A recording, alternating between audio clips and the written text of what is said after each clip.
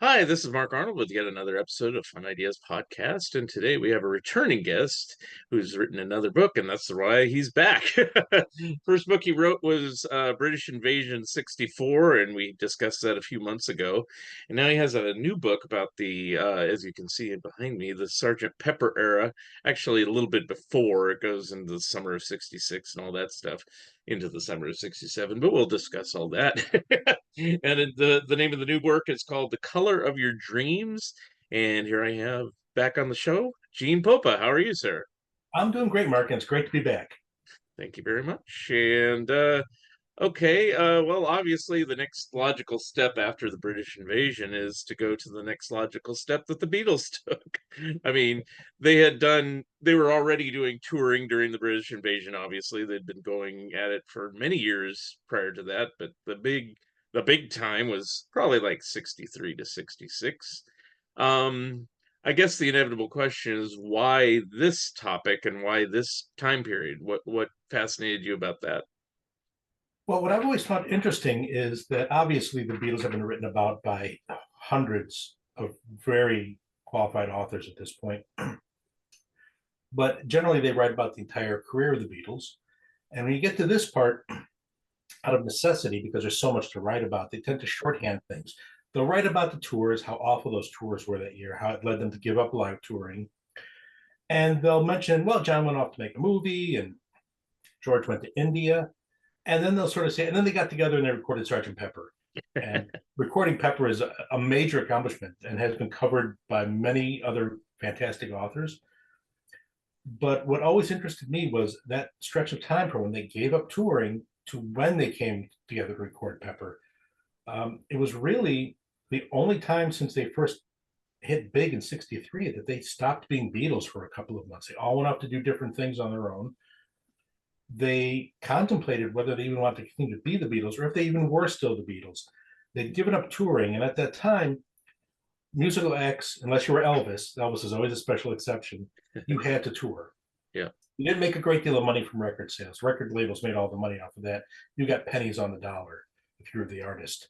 So you had to Sounds like tour, today, actually, but anyway. much like today, yes. And the idea was you would record records in order to promote your live tours. People would want to come see these songs they enjoyed on the radio being played live on stage. Now the Beatles were like, we're not going to tour anymore. Does that still make us a band? And they decided we're going to try and be just a studio bound band. It hasn't really been done before. We're going to give it a try. It may not work, but Mhm. we're going to jump both feet into this. And they also wanted to get away from, for lack of a better phrase, Beatlemania. As John said, I don't want to be a mop top anymore. Mhm. They were tired of being pigeonholed as these four guys in the same matching haircuts doing pop music that was innovative and exciting, but still very much of its time. And they wanted to make music that wasn't of its time. They wanted to move beyond the times. And everyone told them they were nuts. They said, this is career suicide. They said, maybe it is, but at least we'll enjoy ourselves while it lasts. Mhm. So they really transformed themselves during this period. And as a result, I think it's one of the most fascinating areas of the Beatles' career. And in discussing things with other longtime Beatle fans, I've often found that when we learn something new that surprises us, it tends to be from that period of time because it's just not covered that often. Right. So we discover new things all the time. I tried to bring a lot of those things together in this book. Mhm.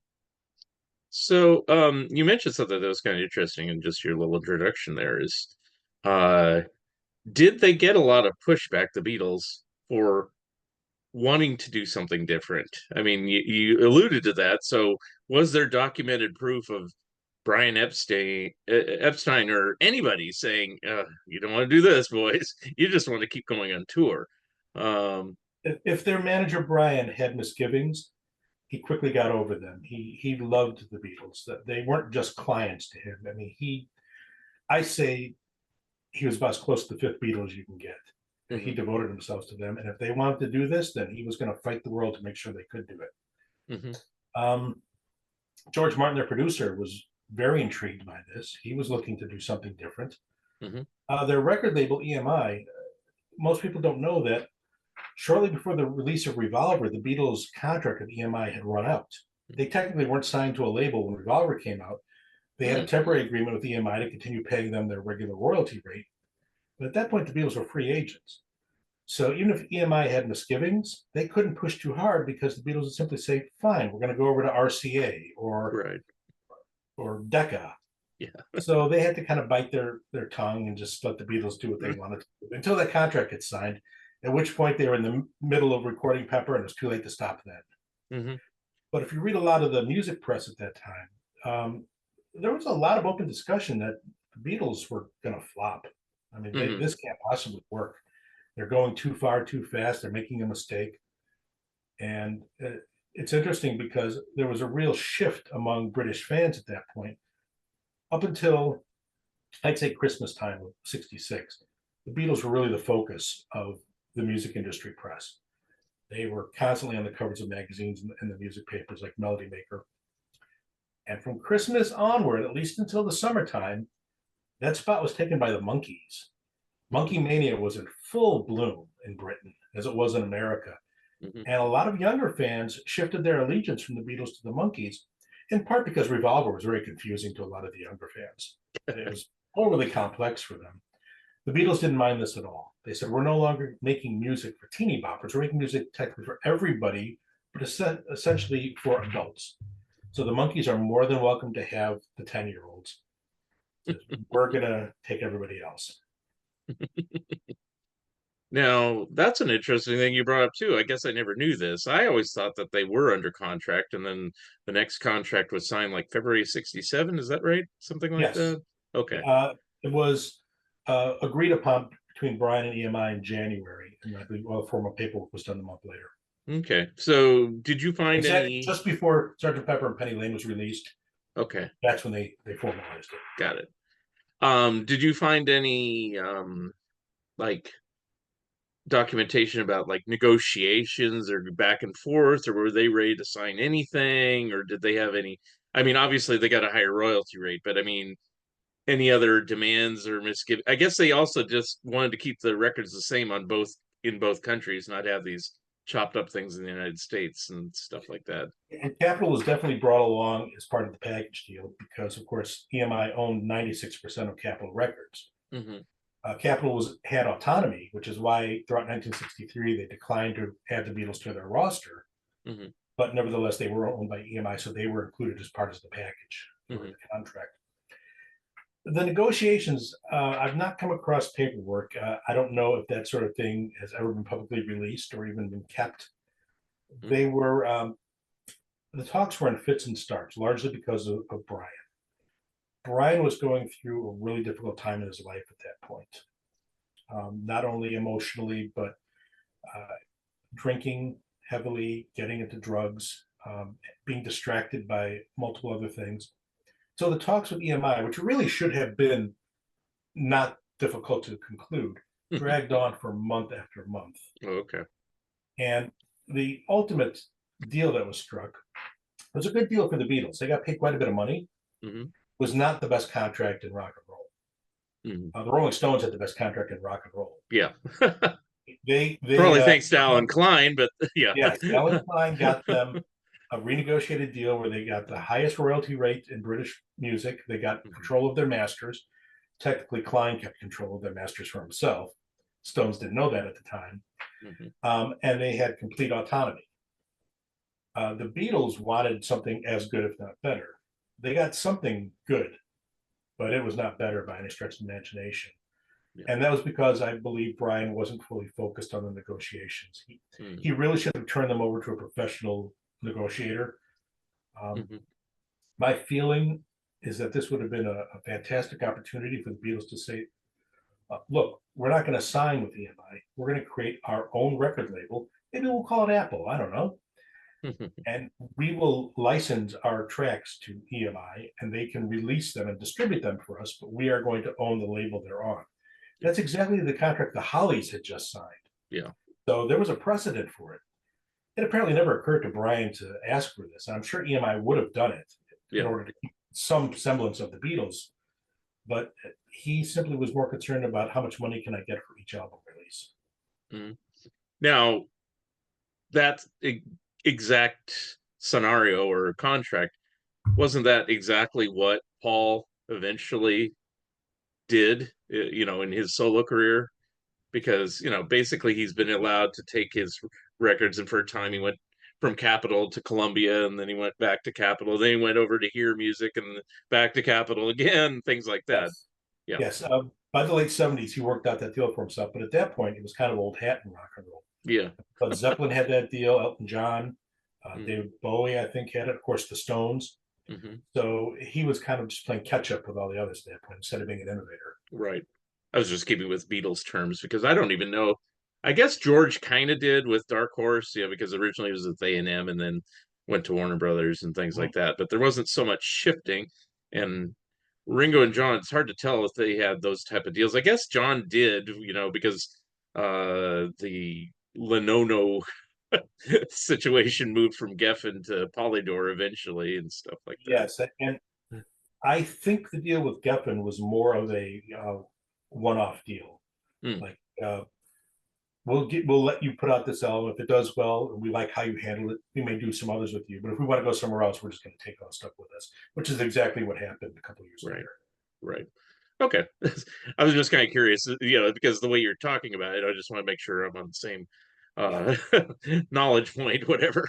Um, so they never thought of Apple that way, per se, or was because Apple kind of existed at that point, or was it after they signed the contract? Apple existed under a different name. Yeah. In '63, they'd formed a corporation called the Beatles Limited, which was to handle things like their taxes and Hmm. other business responsibilities. But the Beatles earned so much money within a few years that that corporate structure couldn't handle the burden any longer. So they reconfigured as a new corporation called the Beatles and Company, and that was much better suited to handle the volume of income that was coming in. And it was that company which later in 1967 they retitled it as Apple Corp. Okay. So Apple pre-existed before Apple, but of course it wasn't anything other than a holding company for the Beatles. It Right. didn't become its own label or film producer or music publisher until they decided to expand it to those areas with Apple. Right. I think the first mention, isn't it on Sergeant Pepper in the back? It just says thanks to blah blah blah and the Apple or something to that effect. Words to that effect. I believe so. And of course, Yeah. an Apple appears on the Magical Mystery Tour soundtrack. Right. Of course, that's later in the year, but yeah. In the year, yes. I can't help but think that in retrospect, they may have regretted that. And certainly, I think we can all regret that if Brian had only thought to basically give them Apple a year earlier with EMI. Yeah. Look at the musical environment around the Beatles in London at that time. All Hmm. these new artists, Cream, Jimi Hendrix, Pink Floyd. Imagine if they had signed all of them to their label. What an incredible powerhouse record label that would be. Yeah. And it was so close, and yet nobody grabbed, to coin a pun, nobody grabbed for that apple. Hmm. Now, I'm not going to get too much into contract stuff because I'm sure the book does not get into that, or do No, you? Okay. But I do want to there ask are other this. books that cover those things very much in Yeah. detail. Yeah. But I do want to ask this. I figured you'd know this answer is what they signed in 67. That's what carried them arguably to 1976. Is that correct? Yes, Okay. So, it's a 9-year contract. okay. So Yeah. even after they split up in 1970, for the next several years, they all continued to share equally in each other's solo profits. Each got, John, George, and Ringo got 75% of Band on the Run. Yeah. Um, that was one of the things Paul was suing in court to Right. break. He said it makes no sense that I'm getting a quarter of George's All Things Must Pass. I have nothing to do with that. Yeah. Likewise, he shouldn't be getting a quarter of my RAM. Hmm. And that's certainly an understandable argument, but of course it meant that he had to sue the other Beatles. And Yeah. as if he didn't have enough bad publicity at that point, that really did not play in his favor in the public arena. Yeah. The interesting thing about that period, and then we'll get back to the period where the book's about, is that with a couple minor exceptions, most of the albums in the early 70s until that contract expired did exceptionally well. So, I mean, if they're worried about, oh, I shouldn't get these royalties or they shouldn't get my royalties, well, they're all doing pretty good, Yes, so I don't think they can complain to, except because of the lawsuit, all the royalty profits were frozen. yeah. Beatles actually stopped making money off their royalties for quite a while there. Paul had said that they for a while he and Linda were living off of Linda's royalties, as Yeah. Ram was of course credited to Paul and Linda, so Yeah. she was getting 50% of his royalties. True. So they said that was our only income. Yeah, and they were fighting that too. I know, but anyway.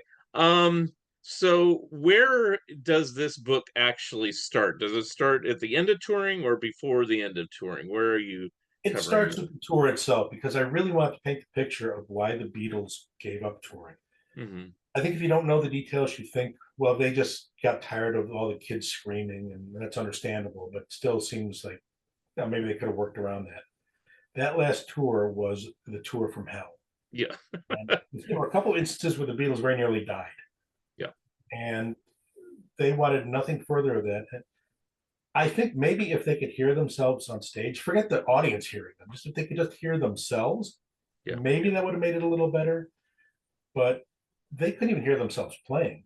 Ringo had said the only way he knew how to keep time, he would watch John shake his butt in time to what he was playing. And Ringo realized, oh, okay, he's like a metronome. I'm going to follow him. So he'd watch John's hips go back and forth. That's no way to do a concert.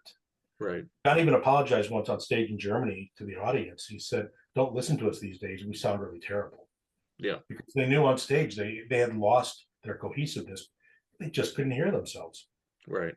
And of course, the legend, or it's not the legend, it's just the truth. They did the nights over in Budokan in Japan, and the audience was very quiet and reserved. And suddenly, oh, we can be heard again. Oh, The authorities, the Japanese government was very worried that something would happen to the Beatles in their country that would cause an international incident. And there were genuine threats to the Beatles' safety by right-wing factions that were simply offended by these Westerners coming over and corrupting their youth with their rock and roll. mm-hmm. So the government actually put together a security force of some 30,000 police and military and paramedic units to Well, protect the Beatles at all times, which meant they had to stay in their hotel room at all time. Then they were escorted under guard to the hall, where the audience had been made to understand that if anyone jumped out of their seat or screamed during a song, they would be arrested. wow. Okay. So everybody had to sit there quietly and listen to the music and then politely applaud at the end of the song, Okay. which was probably disconcerting for the Beatles because they weren't expecting that. But also, in a way, hey, we could hear ourselves. Oh no, we could hear ourselves. We sound terrible. Now, I know even Paul nowadays when he tours, he tends to keep like the same basic set list with a few exceptions. Beatles were even worse about that. They kept like Babies in Black for 3 years running and things like that. Yeah. I know the old saw is, well, our music was getting more complex. We couldn't play it on stage. Yeah, I get that, but it seems like some of their songs could have been still like Here, There, and Anywhere. How complex is that? And Yes. so as an excuse, why didn't they do any of this? Because they weren't heard, or do you know? Partly because they wanted to do the new songs justice. They didn't want to do truncated versions of them. They said if the song has strings in the record, we want it to have strings on stage. And obviously, we're not bringing a string quartet with us. Fair enough. Also, they had no time to rehearse for that final tour. They were recording Revolver literally up until the day before they left on the tour. Yeah. So they had to fall back on their previous set list. The only addition for that summer was Paperback Writer, which they had rehearsed to perform live when they performed it live in May for the Musical Express Awards presentation. Hmm. So they had it in their repertoire. Okay. They were embarrassed that they were still doing boys and rock and roll music on stage Yeah, in yeah. 1996. Uh, And in time, once the things like Marshall amps were better developed, and mhm, once your audience matures a little more and doesn't scream at the top of their lungs throughout the entire concert, mhm. if the Beatles had continued, they probably could have said, okay, we're going to bring horns, we're going to bring strings, we're going to bring a backing chorus if we want them. Here's a mellotron. We're going to perform these songs as they're meant to be heard. Yeah, But at that point, the fear of touring again was just too yeah. much. They couldn't even consider it. As much as Paul wanted to in a couple of years, the others still had PTSD over touring. They Right, were not right. about to go back on stage. Yeah.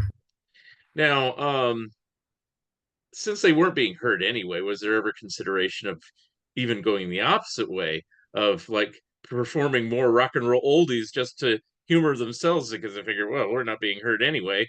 Let's play stuff that we used to play in Hamburg and stuff like that. But They certainly could have, and I just wonder if at that point they were just so bored with it all. They're like, it's not yeah, going to work. so that they had a good 30-minute set that they could just go through by road, I suppose. Very tight 30-minute set. Yeah. It was boom, boom, boom. We're done. Good night. Excuse me. Um, what's Now, was there any documentation anywhere in your research that suggested that they might have canceled the rest of the tour prematurely, like after the Philippines? We're done. We're not going to the US now. Or were they convinced otherwise? They say, you got to go to the US. There's all the money's there, blah, blah, blah, or what? I think they'd been facing a lot of lawsuits if they had dropped out. I don't know if tour insurance was a thing that existed then. If an artist suddenly has to cancel their tour, things are insured. I Yeah. don't think they had that back then. And I think a lot of these promoters were like, I've sold out my baseball stadium here in town. I don't want to refund that money. If I have to, you're going to pay that amount of money to me to make up for it. And I think the Beatles were like, we don't want to pay a couple $1,000,000. We'll just go do the show. As George put it, now we're going to go have the Americans beat us up for a while. But it was a shorter tour than it could have been. They could have toured for months longer in the United States and played Yeah. to packed houses coast to coast. Yeah. They did the bare amount of shows that they can get away with, and they Mm-hmm. hightailed it back to London. Mm-hmm. And I know from earlier things like Brian did like them to fulfill all their obligations, because I remember earlier in their years when they're starting to really make it, and they still had to go back, say, to the cavern one more time, and stuff Yes. like that, rather Brian than said pay in it the off. contract, you Yeah, fulfill it. yeah. So I suppose that had something to do with it. I was just curious if you had seen anything, or did they ever object? Like I think anybody else would probably, after what happened in the Philippines, where they're literally kicked and thrown out of the country and their money was taken away, that, all right, I'm done. This is it. Yeah. But yeah. I also think for all their complaints of things, they were professional musicians and they understood we have an obligation. The show must go on.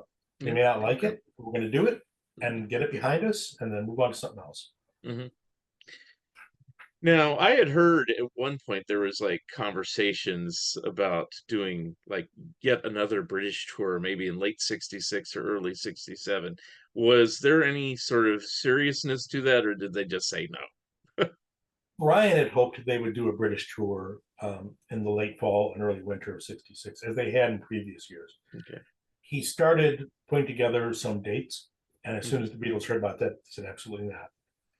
They never actually said, we will never tour again. Right. Said, we're not going to tour for a while. We don't know when we're going to come back, if we're going to come back. But for now, no touring. Hmm. So I don't think you can rule out that they ever would have not done another live show again. If they'd stayed together after 1970, who knows? Maybe in the Yeah. early 70s, they'd have said it's time. The audience has matured enough. They will listen to us. We can have a Yeah. professional sounding show. Let's give it a try. But Yeah. certainly after that 66 tour, there was nothing that was going to make them back on the road for a good long time. Yeah. I mean, it's fun to theorize that maybe the Bangladesh might have been a full Beatles concert instead of what it was had they stayed together, but who knows? Yeah. Beatles and friends, whatever. Um, Now, going on to like what eventually became Sergeant Pepper and everything like that. Obviously, the Beatles were more interested in different sounds that they couldn't even perform on tour.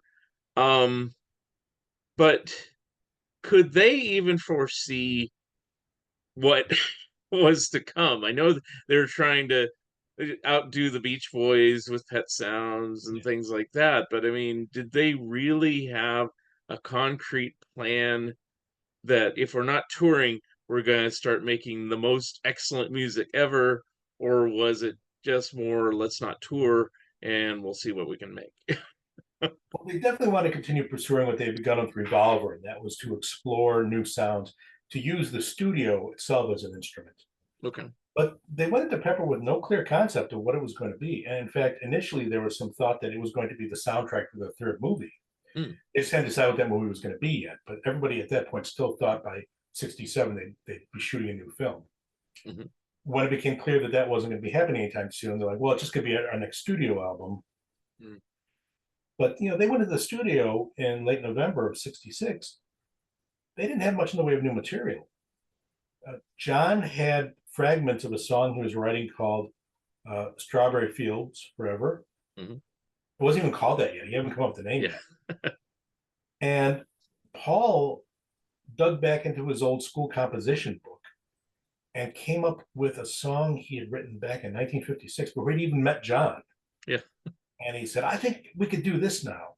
And it's When I'm 64, which Mhm. was a very old fashioned sounding British music hall style number. Mhm. And of course, in later years, John would disparage it and say, I'd never even think about writing a song like that. What John chose to not remember was that when Paul brought it in, John liked it enough that he said, oh, let me help you finish up those lyrics. And Mhm. it was John who gave us the grandkids Vera, Chuck, and Dave, among other things. So Mhm. he had his fingerprints on that song. Yeah. He And loved to rewrite history, which is fine, I suppose. he remembered it in the way that made him comfortable. I Yeah. will give. Yeah. But yeah, they frightened their producer George Martin because he thought, well, we're recording an album. You don't have a half dozen tunes ready to start Mhm. working on. Like, no, but don't worry, it'll come to us, George. Yeah. And of course, they spent months and months in the studio, and eventually did get enough tracks to fill an album. But yeah, they went into it without even clearly thinking what it was going to be about. Yeah. Now, what I've heard before, and you can clarify this too, is that the original intention of what became Pepper was going to be an album about, say, their childhood, which is why Strawberry Fields and Penny Lane and things like that. But then, uh, when did it morph into what became Sergeant Pepper? Is basically the Beatles pretending to be another band, or was that concept already there? Paul came into the studio with that idea. He had taken, during the sabbatical after touring, Mhm. he had decided to go off on a little jaunt on his own and to do it incognito. So he slicked his hair back and he put on glasses, Mhm. and he eventually grew a mustache. But until it grew in, he had professional costumers create a stick-on mustache for him to wear. And he got in his car and he went to France and he went to Spain and then he went to Africa, to Kenya, and spent a couple of weeks out checking out the rest of the world. Nobody really noticing he's Paul McCartney. Mhm. And he thought, this is great. I got to just enjoy life as somebody other than Beatle Paul. And he got to think, can the Beatles do that? Can we be somebody other than the Beatles? Mhm. And on the flight back from Africa, he was with Mel Evans, the Beatles roadie and longtime bosom pal. And they were eating off their trays of food. And Mel asked, where's the salt and pepper, which usually would come in a shaker? And then he noticed these two little packets, one with an S and a P on it. He says, what are these? And he goes, oh, salt and pepper. And over the course of the flight, he and Paul used to like to play word games, and Salt and Pepper became Sergeant Pepper. They're Mhm. just like, I want to season this food with my Sergeant Pepper.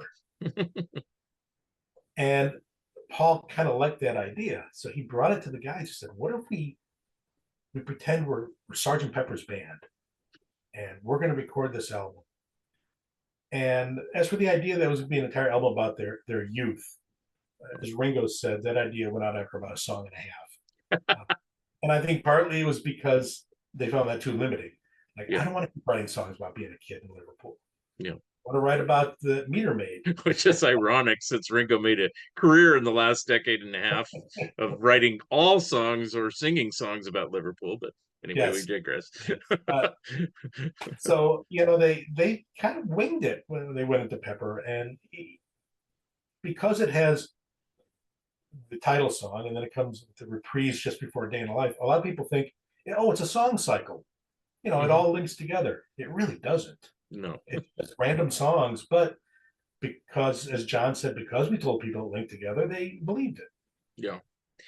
Well, I think what helps, and the Beatles as a group and solo have done this many times since, is the concept of like a thematic album or concept album, as it were, is whenever you do a reprise of another song. So they did it on Sergeant Pepper. Yes. They did it to a certain extent. Well, they didn't do it on any other Beatle album. I was going to say they did it with Beatles tracks, with like Revolution had many versions and things like that. But all the memorable solo albums, like Ram, he has Ram on a couple times, and on Band on the Run, the riff comes back at the end of the album, and I see people mention Band on the Run as a concept album. I'm like, no, it's not. yeah, it's not. But I mean, it's funny that Venus and Mars, he brought it back. Mhm. Um, Well, Paul loved to do that more than any of the others. But even Ringo did, it's like he had kind of like a little, thanks for, on Ringo, thanks for listening, and, we'll see you next time type of thing. So it's like putting on a show rather than going on tour, which I guess is what they did originally. That was the concept of Sergeant Pepper, it's like going on tour, put the album on tour so we don't have to, But anyway, I just noticed that they kind of repeat that same type of thing, and it gives the perception of a concept album. Yes, and the reprise on Sergeant Pepper was definitely a last minute thing. Yeah. They tallied up the songs they'd done, and they realized we've got a couple minutes of room left on vinyl. Let's stick something in there. And they decided, well, let's just reprise the title. We'll speed it up. Yeah. And of all the tracks on Pepper, which was a departure from the previous way they recorded, uh, previously because they had so little time to be in the studio because of touring or filmmaking, that the four of them had to all work together and they had to crank out the music fast. Uh, Mhm. Really, the Beatles could record an entire song in a day or two, which is Yeah. astonishing. With Pepper, that system broke down and became more a case of John and Paul working on elements of their song, George and Ringo almost being like session men, just sitting around waiting to be called in. Right. But for the reprise, it really was a throwback to their very first album, Please Please Me. It was the Mhm. four of them essentially playing that song live in the studio together, banging it out and getting it done. And then Paul had to fly to America the next morning. So that was it. We're done recording Sergeant Pepper. Right. There's one thing you mentioned earlier, that this album could have ended up being a third movie soundtrack instead. I know the different movies ballied about are like a talent for loving, and what are the other ones? They're even a version of Lord of the Rings, different Don things. desperately wanted to do that, and Tolkien said, absolutely not. I will not have pop stars spoiling my classic. Right. But what came to mind is, what John actually did. I'm backing up a little bit, in the fall of '66 is How I Won the War. Was that ever considered as possibly, oh, maybe the other Beatles could be in this thing somehow, or is it just a John thing? No, and specifically the director, Richard Lester, who done the first two Beatles movies, Yeah. didn't want to do a Beatles film with this, but Okay. he desperately wanted to do a film with John because he thought John was an incredible natural actor. He Hmm. wanted to encourage him to do that. John had no real interest in acting. All four Beatles, other than Ringo, had kind of had whatever interest they had in acting fulfilled with the first movie, Yeah. because acting, making a movie is often just sitting around doing nothing for long stretches of time. Yeah. I found that very dull. But John agreed to do it because he felt he had to find some new avenue for his creativity. He's like, I don't know if being a musician is what I do with the rest of my life. Maybe I want to be an artist. Maybe I want to be an author. Maybe I'm going Yeah. to be an actor. So he's pursuing different things. And Hmm. he did it with this movie, and he did the job that critics all really credited him for. They said it was a very good performance. Hmm. But he didn't find it very fulfilling. And he's like, yeah, I'm done making movies. Yeah. Didn't want to be Elvis and make 30 films or whatever. No, that was the Beatles themselves were very specific because they got a lot of scripts after Help. Yeah. And so these are Elvis scripts, meaning Yeah. flimsy plot, low budget, but some good songs to Yeah. bring people to the theater and then buy the soundtrack. Of course, that's what United Artists wanted because they're like, it'd be great if we could make a movie cheap and it can make millions of dollars at the box office because it's the Beatles. Yeah. That's why they kept turning down all these scripts they were getting. Yeah. It's interesting that a third of the Beatles' core catalog are soundtrack albums. So, Yeah, a little yeah. more than that, actually, if you get specific. So it's, I guess, a natural thing to think that Sergeant Pepper could have been a film, although it kind of is represented quite well in Yellow Submarine ultimately, which, you know, later, but nobody would have thought of that at the time. But Yellow anyway, Submarine, which was negotiated during the period of time that the book is set, Hmm. was kind of like the compromise. It was all Yeah. right. The Beatles don't like any of these scripts. We got to get a movie out with them. Let's make a Beatles movie without the Beatles. Yeah. And other than contributing the music, the Beatles weren't going to have any role in it. Once Hmm. they saw the final cut, they Hmm. loved it so much they insisted on shooting that little live bit at the end so they could be Hmm. a part of it. Hmm. But other than that, the Beatles had no real role in Right. And it's probably for the better because they're probably busy taking a break, and I think they said it on Anthology. One of them said it's like we can't even do our own voices well, or something to that effect. that. You Yes. know that they're not. They realized they weren't actors. I don't even think Ringo's that much of an actor, even though he did a bunch of films. So It's funny when Hard Day's Night was about to be released in the US, United Artists gave serious thought to having their voices dubbed in by Americans because they mm, were afraid their Liverpudlian accents couldn't be understood by Americans, yeah. which is ridiculous to us now. Oh yeah. We're conditioned to understand those Yeah. voices. And then the cartoons that eventually led to Yellow Submarine, Saturday morning cartoons, atrocious voice work by Paul Frees, who I love, but he was totally wrong for that. Beatles, the Beatles despised those cartoons so much that Yeah. when Walt Disney approached them to provide the voices of the vultures in the Jungle Book, they said no to Uncle Walt because like we don't want anything to do with cartoons ever again. Even though Yeah. you're Disney, Yeah. we don't want to be a part of it. Wow. Now, a couple of months later, when Yellow Submarine came along, they were like, okay, we don't have to play any part in this and we're still going to make money. You can do it. Faith and Al Broadex, who had also made the Saturday morning show, who Right. was making Yellow Submarine, they thought this was going to be another 90 minutes of schlock, Yeah. which is why they were so astonished when they watched it for the first time. They realized this is actually a really good film. Yeah. And of course, there's a lengthy 2 volume set by Dr. Hieronymus about the whole Yellow Submarine thing. I'm Yes. sure you didn't go into that depth in your book No, here. Yeah. Um, let's see. Now we kind of covered what John was doing. Although who initiated to come back? Was it Paul or was it who actually initiated saying we got to get back in the recording studio? as Ringo likes to say, it is always Paul. That's He always said Paul. Okay. he said if it wasn't for Paul, the Beatles would have been done an album and that was it. He Hmm. said they were more inclined to be lazy. Yeah. And Paul is the one who would ring up and I love this. Ringo says, you always knew when it was Paul calling because the ring always sounded different than everybody else's phone. And he would say, come on, lads, don't you think it's time we went? And they'd say, oh, okay. That's Yeah. just what happened here.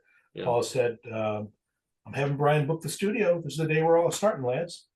Okay. The only reason I asked that is because you mentioned that Lennon had figured out that he didn't want to do movie making, and it perhaps in this one instance he might have rung up Paul and say, maybe we should do another record, just in this one instance, But yeah, I I think guess because the filmmaking wasn't as fulfilling for him, I think he felt going back to doing something with the Beatles was his safe harbor. yeah, So until I figure out what I'm going to do, I can still yeah. make it. And true, even though he'd met Yoko, he wasn't with her yet, so I suppose No, she yeah, was just an acquaintance. yeah, yeah. Now we kind of talked about John and Paul. George, you mentioned went to India. Did he have anything specific in mind? Was it just to learn sitar with Ravi Shankar, or was it for other reasons? What was his motivation? He was fascinated with India at that point, but it was primarily to go to study the sitar. Okay. Once he was there, he and his wife Patty both became enamored with India, with the culture, the food, the people, and it really transformed him. He went there as a Beatle, and he came back as something much different than a Beatle. He of the four was probably the least interested in doing Pepper. And in fact, years later, during the interviews for the anthology, he confessed he has almost no recollection of making Pepper because Yeah, he just wasn't that engaged. yeah, And it was much of the chagrin of the other Beatles because remember, George just had 3 fantastic songs on Revolver. He was right. really coming into his own as a songwriter and as a guitarist. And the others thought, oh, George is going to bring more great tracks in for this new thing. We can't wait. And he wasn't bringing in any music. And he wasn't really playing great guitar. He Yeah. himself had said, other than being in the studio, he didn't pick up a guitar for months. Mm. So his chops were rusty. Paul had to play lead on a couple of tracks.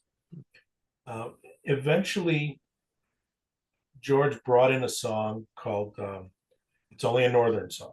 Yeah. And they recorded it, but the other Beatles weren't very happy with it. And John and Paul took George Martin aside and they said, this isn't as good as George's stuff on the last album, but we don't want to tell him because we're afraid we'll anger him. Yeah. So you tell him.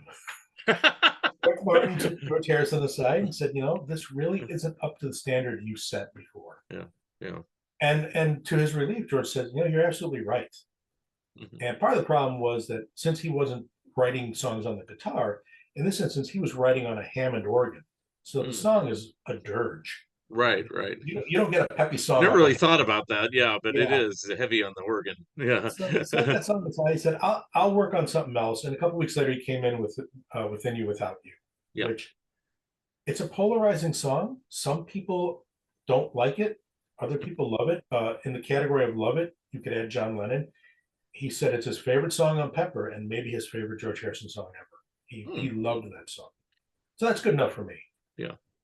Well, I'll say this. When I first heard Pepper, which I was 10 years old, is before the Bee Gees Peter Frampton movie came out.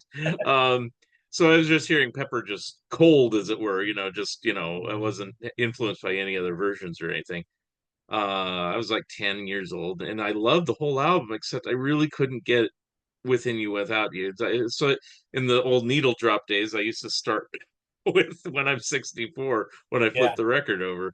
yeah. I've since grown to love it, but it's like it's very sophisticated tune for, if you're just a rock and roller, in your mind, and then suddenly something like this comes along, you're like, what the hell's this? I mean, I know they're trying to be a different sounding band with this album, but that was so different sounding for these 10-year-old years. I was like, you know, and I had Of not course, heard, George had given us an Indian song on Revolver, so it's not like audiences were completely unprepared. yeah, but I hadn't heard Revolver yet at that point because Ah, my exposure to the Beatles was totally backwards for the most part. My first album was Abbey Road.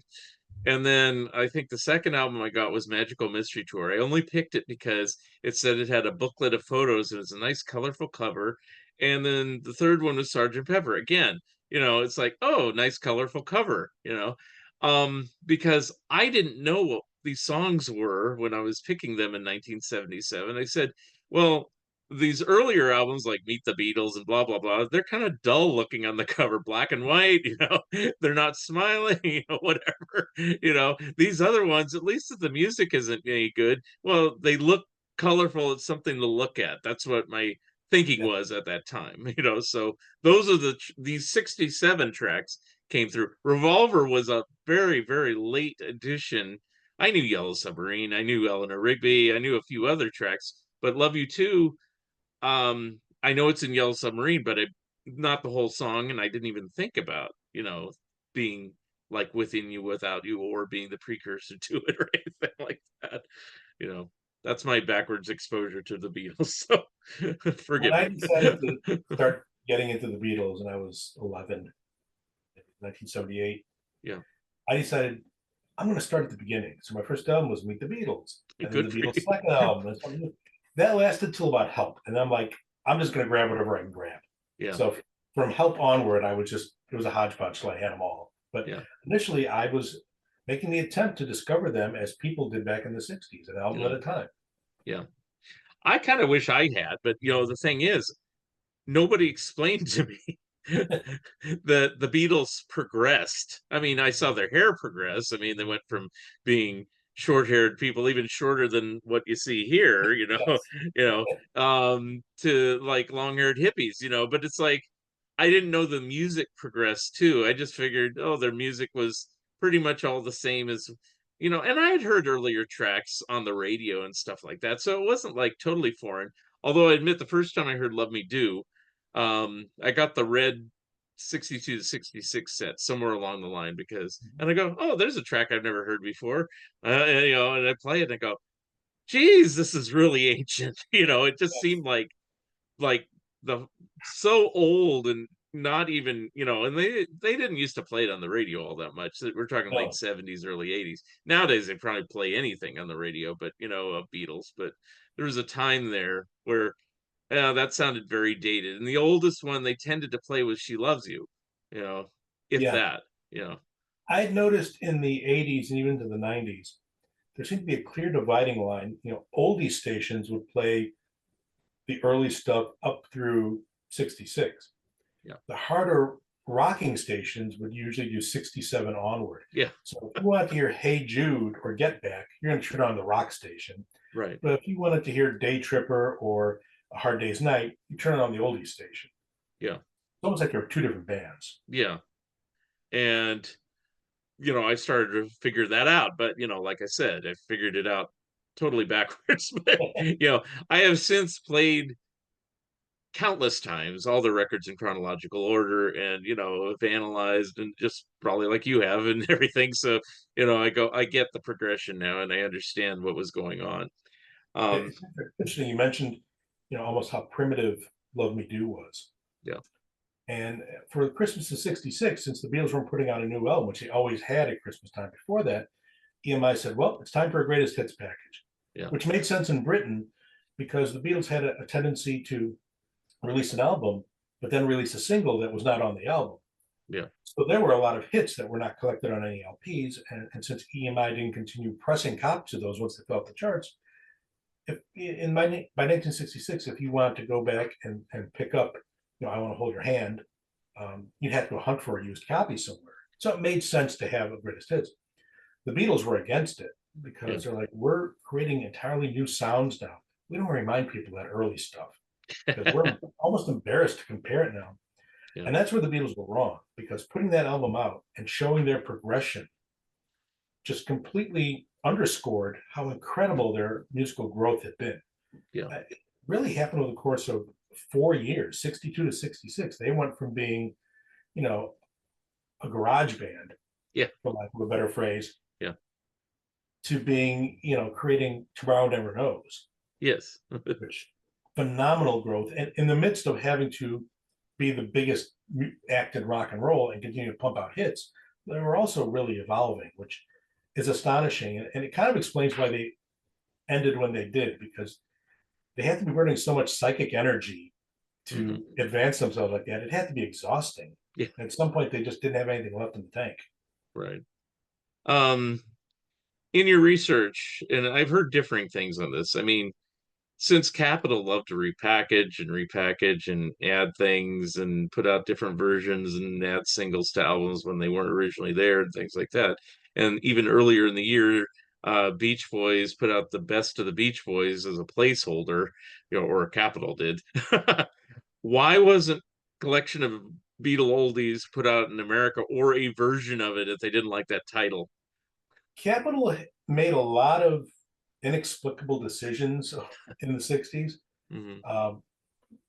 slapping Echo all over the Beatles songs when it Yeah. wasn't necessary. Yeah. Not putting out a greatest hits record in '66 or in the next few years after that, I don't get it. It would Yeah. have been money in the bank. Yeah. And there was certainly a market for it. Yeah. But for whatever reason, it didn't occur to Capitol. Hmm. And as far as the Beach Boys go, there's the controversy that Capitol put that album out just as Pet Sounds was being released, and it was competing with Pet Sounds. And the feeling is that it prevented Pet Sounds from being as big a hit as it should have been, Right. because, of course, fans were buying the record that had all the hits they knew, as opposed to the slightly strange sounding record that only has one or two songs I'm familiar with. Right. Of course, that makes it all the stranger why they didn't do the Beatles one, because there was no competing record. And it Exactly. was Christmas time or holiday time or Yes. whatever you want to say. And so Of course, you'd be it hard just, pressed to find any Beatles songs in America that weren't shoehorned into some kind of collection by Capitol. yeah. The Beatles would put out an album in Britain, and at that point, in the interim between that and the next album, there'd be 2 or 3 new albums in America, with all the singles and B-sides and German versions and whatever else they could find. And 66 just was the first Christmas or holiday season that didn't have any new album. As the previous year, even though they didn't try for it, had Rubber Soul at least. And the previous year before that, Beatles 65 or Beatles for Sale, depending on where you are. It's like, it just seems baffling to me that, and then the first year with the Beatles or Meet the Beatles, it's like, yeah. If there's a reason, it's possible it's that because there wasn't an active recording contract at that I was point. going to ask that. Yeah, I was going to Capitol say, may is have this go felt, back let's to hold that on to contract? greatest hits in case the Beatles go to a competitor, and then we could put our greatest hits album out up against whatever they release. Okay. That's All really right. all I can think of. Yeah, but you've not found any documentation on that to your knowledge. Okay. No, it's probably not the kind of thing that'd be in a memo. Buried. Yeah. The one Beatle we haven't really talked about too much, Although I knew he visited John on the set of How I Won the War was Ringo. Now, what was Ringo doing this time? Ringo stayed home. He had a beautiful home. He had a young son, and he and his wife Maureen made a second son during this interim Wait period. a second, third. He was happy to just not do anything. Yeah. He didn't feel the urge to travel around the world or to go make a movie. He Hmm. just wanted to have some quiet time. Yeah. Um, Maureen Cleave, a reporter in Britain who knew the Beatles very well and had interviewed them many times, had said that of the four, Ringo was the one with the least amount of the creative fires that drove the other three. Yeah. He also had more common sense than the other three put together. He said Hmm. he was just a smart bloke who didn't take himself too seriously, knew he was in a great position, worked hard to get it. I do not have any sympathy for people who say Ringo was just some lucky guy who all the Yeah. breaks fell. The Beatles didn't become the Beatles until Ringo joined them. He Yeah. was the catalyst that really made things work. Hmm. And I sure the Beatles would have had hits with Pete Best or anybody else as a drummer, but they wouldn't have been the Beatles. They wouldn't have had the impact. They wouldn't have lasted as long. Yeah. Ringo was a driving engine for them, Yeah. and they knew it. Yeah. And he just wanted to just relax during that period. That's what he did. I'm just kind of surprised he didn't do a film, because he was all ambitious to do films. He didn't do a film really other than Beatles films until Candy in '68, and even that was Yeah. kind of a bit part, but uh, I've picked up a few odds and ends that indicate that he wasn't certain of his acting ability yet. He'd hmm, done great work in Hard Day's Night and Help. He was essentially playing a fictional version of himself in those movies. right.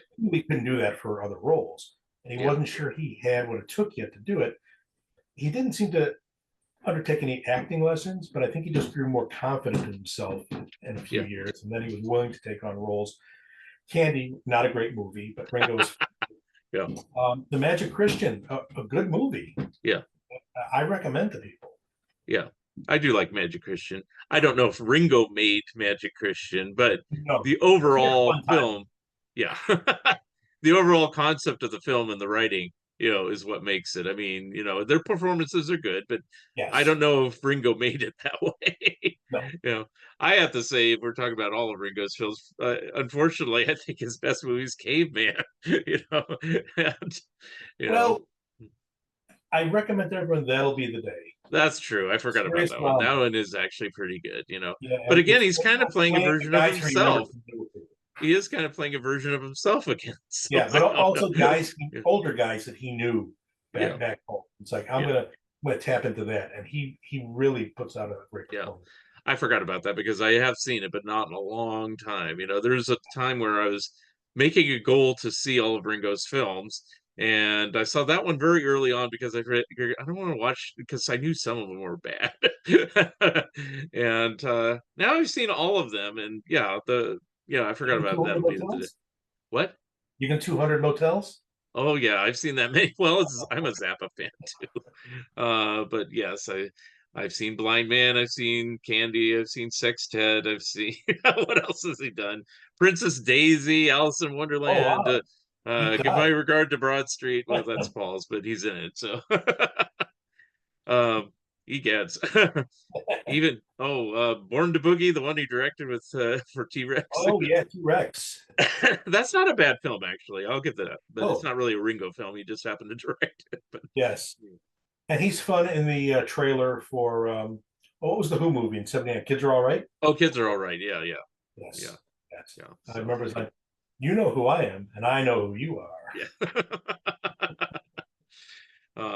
But and you hit the nail on the head. The Beatles wouldn't have been successful with him. But one thing we missed is just his general sense of humor. I think all of them were funny, and all of them are. You see it in the press meetings or whatever, in the early '64 and stuff like that. But it always seems like Ringo had the funniest comment or the topper in most cases. Yes, a You lot know, of the jokes I think people equate to the other Beatles came from Ringo in press conferences. yeah, He had an incredibly sharp wit. yeah. Like the one I remember well is somebody asked, Somebody said you were four Elvis Presleys, and I think one of them says it's not true, but Ringo went a step further and started doing Elvis moves, and it's like, and then John joined in, but it was Ringo that initiated. I thought very clever, I like that. Yeah, Yes. People often don't remember now that for the first couple of years of Beatlemania, Ringo routinely topped popularity polls. He was the most popular Beatle. yeah. He even got some write-in votes in the 1964 U.S. presidential election. Wow. Well, didn't they make fun of that in A Hard Day's Night, and that they said, "Sorry, son, no mail for you," and they gave him like a resident letter or something, and then big sacks of mail came in for him, and it's like, and then they kind of laughed it off, like that he's writing it himself to himself, whatever. Yes. But anyway, but I'm sure, some truth in that. Probably a germ. Yeah. Yes. And of course, Ringo later famously said, "I'm not signing anything anymore," which might be because he probably still gets sacks of mail to this day. Who knows? Well, You know? wasn't that a gag in an episode of The Simpsons that he did his voice in, that he was still answering fan mail from 1965? Yeah, that too. Not answer everything chronologically. Yeah. So there is probably truth to it. I wonder if he actually looks at it now or just discards it. Who knows? But we never hear about it anymore. Anyway, let's see. Did Ringo try to do anything for Sergeant Pepper? I know he had Don't Pass Me By still kind of in the wings there. Or did he just say, "I'm still just going to be a Beatle, and play whatever they tell me to play," and then they gave him with a little help from the friends and He uh doesn't seem to have wanted to contribute any song of his own, yeah, but John and Paul assured him they were going to record something or write something for him soon.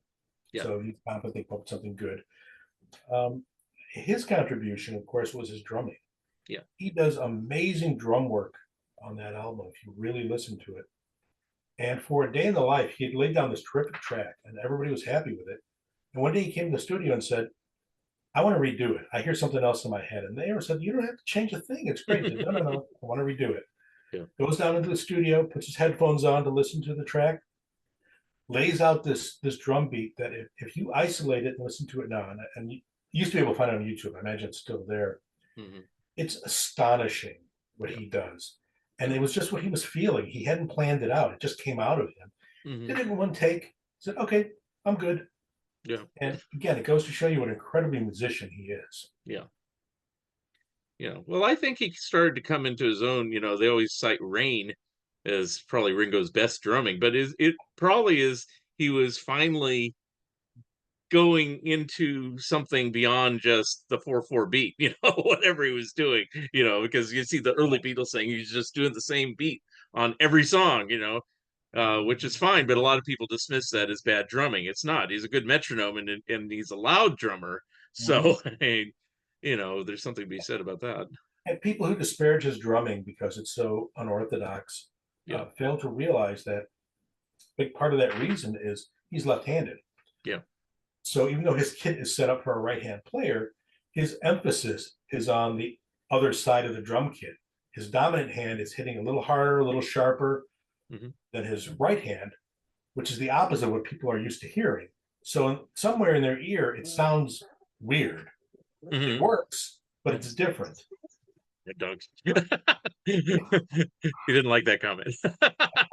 Hey, bulldog. No, he's not a bulldog. Anyway, yeah. Just got this just distracted from that. Let's see. The net. I only have a couple more questions, so don't put you on the spot forever. How far does the book go? Does it go through 67 into 68, or does it kind of just cover No, Pepper? the book itself essentially ends with the recording of "All You Need Is Love" Okay. live on the air on the global audience. Hmm. Um, but there's an epilogue that takes place in August that focuses on Brian, because his story is as much part of this book as the Beatles. Right. Brian, I'm so happy that Brian is getting his due. He has a film coming out devoted to his life. There's Hmm. plans to make a Broadway musical based on Brian. Hmm. More books are in the offing about him, and he's truly deserving of all this attention. he was not the greatest manager in terms of being a businessman. He lost the Beatles a lot of money. Yeah. Very naive about things, but he loved the Beatles. He was honest with them, and that was a hard thing to find then as now in band management. An honest manager. Mhm. He would have thrown himself in front of a bus for the boys if they asked him to. Mhm. And a big part of his issues at this time was that he was worried they weren't going to re-sign his contract as their manager, which was going to expire in September of '67. Mm. They never come out and said, "We're not going to rehire you." Yeah. But Paul had actually mentioned maybe we should get Alan Klein in here because look at all the stuff he did for the Rolling Stones. That's Irony of ironic. ironies, Paul advocating for Alan Klein. He Yeah. didn't know Klein at that time. Yeah. Oh, And okay. So that's not true. Okay. he was tossing that out there to prompt Brian to do more for them. With the negotiations were still going on with EMI at that point. Yeah. And it was Paul's way of saying, you better get us a deal comparable with the Stones, because Mhm. otherwise it'd be very embarrassing for us. Mhm. Paul was always serious about being a musician. He famously told Brian when they signed their contract with him in 1962, he took him aside. He said, listen, whatever happens with all of us, Yeah. whether we make it or not, if we don't make it, I'm going to make it. And that was his Mhm. way of saying, the Beatles things may not work out, then Paul McCartney is going to work out. So stick with me. I'm going to need you. Mhm. And I don't think the Beatles ever had any thought of replacing Brian whatsoever. They certainly never made any effort to find anyone who could take his place. Yeah. But they also never told him that. They never said, don't worry, Brian, you're our guy. Yeah. So Brian, his demons kept whispering in his ears saying, they're going to fire you. You're done. Yeah. And that led him to take more drugs, to have more emotional instability. Yeah. But, the guys from Liverpool didn't wear their hearts on the sleeve back then. You didn't tell your manager that we love you, man. You're like Yeah. our father to us. And Yeah. just didn't, Scousers didn't say that. Yeah. It's too bad So John didn't of all people because, no, the famous so quote, much probably loved we Brian most fucking of all. had it now, and it's like, yeah. And anyway, what is there any discussion in your book about Magical Mystery Tour, or is that like too past the end of the time It, it period?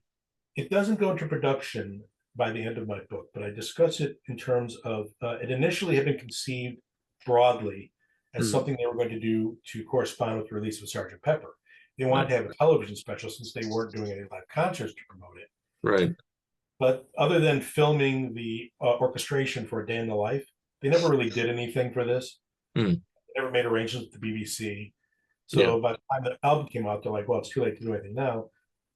But why don't we do something later in the year? We'll do some kind of television spectacular. Yeah. They like that idea because it's like we can reach millions of people. We don't have to tour. Yeah. TV for us. Yeah. And Paul kind of came up with the idea of, and they all love the idea of let's not have a script. Let's just kind of bounce around and see what happens Yeah. and put it all together.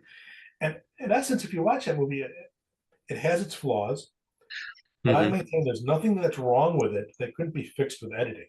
Yeah. And essentially, you're watching the creation of MTV right there. It's a string Yeah. of music videos. Yeah. And if they'd just gone that route with it, I think it'd be hailed as a masterpiece. But because Yeah. they injected the semblance of a storyline, Yeah. a lot of people write it off as a failure. Yeah.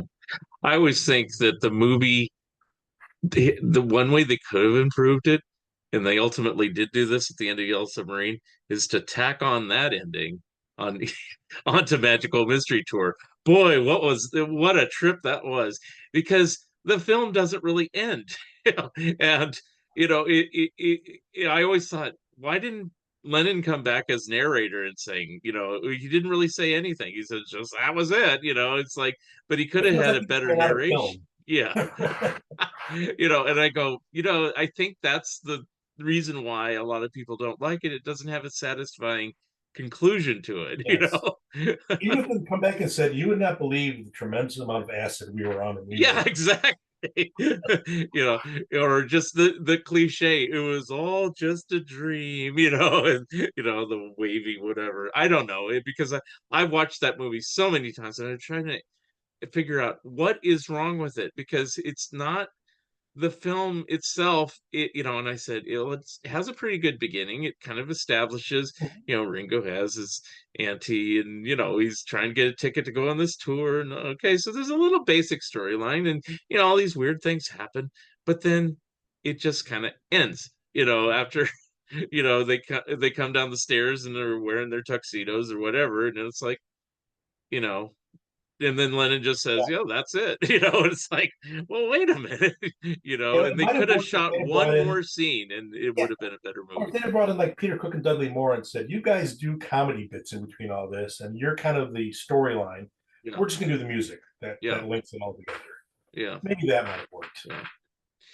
But it is interesting what you said. So they did do other things during that calendar year since there wasn't a Pepper special. They did All You Need Is Love, which you said you do talk about. And Mhm. then, later in the year, which I thought was a cute thing to do, Hello Goodbye. And they actually wear the Pepper suits again, because they realize, oh, we didn't really film anything in And these their things. colorless gray jackets too. Yeah, yeah. So I mean, it's kind of giving an actual nod to saying, yes, we've changed, and this is us now, and this is what we were. Yeah. So Well, it's funny. They recorded Pepper and they spent 90,000 pounds making it, which was astronomical. They spent months and months of doing it, and they literally finished it, mixed it, we're done. Then went back to the studio and kept recording more music because they're yeah, like, this is what we do now. We're a yeah, studio band. We don't yeah, have a break. So they went in and they said, we got to record songs for this Yellow Submarine. yeah, We got to record songs for Magical Mystery Tour. yeah, We got to do stuff that just interests us, like, my name, look up the number, just for the heck of it. yeah. And they did that for a couple of months, and then they did All You Need Is Love. And then, like, we're going to take a little time off now. And they discovered the Maharishi, and then they came back and did the Magical Mystery Tour film. But they became literally a full time working studio band. Yeah. But it is interesting. Yeah, they did have a couple lengthy breaks. Late '66, and then eventually they went back to India, and that was a pretty lengthy break, at least for two of them. Yeah, Yeah. things like that. So anyway, I don't know. I'm just kind of rambling on about different things about what's going on with this. Um, at this point, what do you foresee as your next project? Are you working on any sort of Beatle project, or is it too hush hush to talk about, or what's going on? Not a Beatle project. I'm in a research phase right now for a book that's going to be more history based about World War II. Oh wow, okay. It will feature pop culture of that era, Hmm. films, comics, cartoons, but it's not going to be about rock and roll this time out. Oh, okay. Do you think you'll ever readdress Beatles again in some future time, or I you would don't know? love to, but it's got to be a subject that I really feel needs to be discussed. Hmm. I started writing this book in 1996. I This literally, this one? Okay. this one, I was home with a fever and I was sleeping and I woke up and I suddenly went to my computer and it just started pouring out of my fingers. So it was a fever dream, basically. And I would come back to it again every couple of years. And then finally I decided to get serious about it. And I didn't want it to be my first book. I'm like, no, no, I want to write a few other things. And I want to come to this because this is big. This is going to require some foundation. So Hmm. once I proved to myself I can actually write a couple of books, then I fully tackled this one. Hmm. And I'm incredibly proud of it. Uh, as for returning to the Beatles, I'd never say never, but I don't Yeah. know what else I can write about right now. And as soon as I finish up with you, I may suddenly get a brainstorm. 1972. No, I don't know. I just figure a random non-Beatle year. Anyway. Now, if um, Ringo calls me up and says, "Hey, I'd like to do my autobiography with you," there you go. Nah, I'm done with the Beatles. I No. would say, "Would I get to be introduced to your wife?" Exactly. Beatles and James Bond. Well, there's a book. Anyway, all right. Well, it was a pleasure having you on the show again, but give another plug to the book and your other book and where you can find it. And if somebody has any questions, how they get a hold of Well, this book is The Color of Your Dreams, and the previous book is British Invasion '64, and they're both published by Bear Manor Media, so you could visit their website. It's also available on Amazon and barnesandnoble.com. This book is currently available only as a paperback, but it will be coming out soon as both an audiobook and an ebook. you. Mm. So, Are you doing the audio? no, I have a great narrator named Adam Hannon, who's Okay. incredibly prolific and very busy, and he more than kind enough to take this on. He did my first book several years ago, which is about Cary Grant.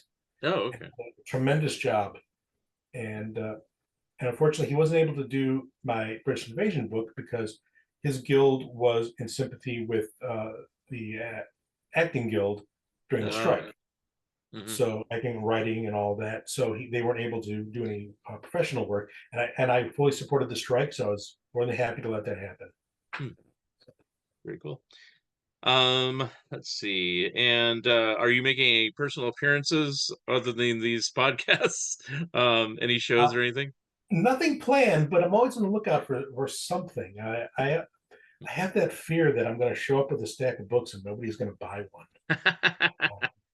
Well, I But mean, I've heard Beetle Fest is always a good one, but I have not gone. So, I used to live in Chicago and I used to attend Beatle Fest, which I loved. mm, And I'd have to make a trip there or to New York to either one of those. yeah, Um, but that's also a little daunting. Those are some hardcore Beatle people, and here I am yeah. coming in with my little book.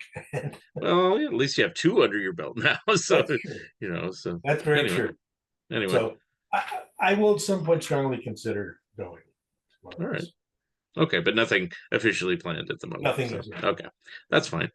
I always ask because people go, "Oh yeah, in August I'm doing this," or whatever, Anyway, all right. Well, I thank you very much. I don't have any other questions at this time. It sounds like a great read, just like the other one. I did read your other book, and now I can finally sit down and read this one. So, Great. Thank you right. so much for having me. I love doing your show. All right. And when you get your next book written, I'll talk about World War II. I wasn't there, but hey, I have some working knowledge. There is some bad guy with a little mustache and things like Yeah, yeah. He pops up every that. now and again. Anyway, all right. Well, thank you, Jane Popa, for being my special guest. And this wraps it up for another episode of Fun Ideas Podcast. And we'll see you next time. Hi, everybody.